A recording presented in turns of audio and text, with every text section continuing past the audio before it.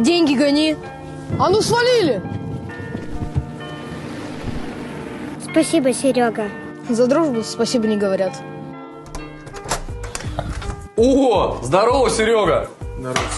Ну что, рассказывай, как дела? Да что рассказывать, Сань? Работы нету, девушка бросила. Я вообще не знаю, что делать. Не переживай, есть у меня одна тема, я тебя подтяну. Спасибо, Сань. Алло, да. Сейчас подъеду.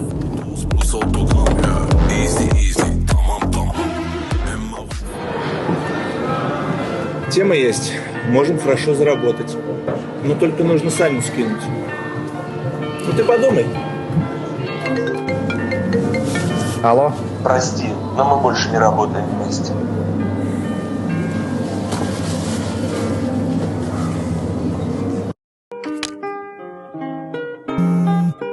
Сергей Дмитриевич, ваша компания обанкротилась. На вас...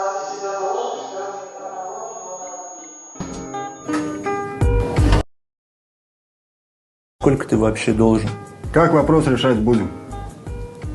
Алло, Сань, нужна твоя помощь. Мне больше некому позвонить. Адрес кидай. Вопрос закрыт? Закрыт. Зря ты пришел. Это он тебя тогда кинул. Я знаю. Спасибо, Сань. За дружбу спасибо не говорят. Дружба.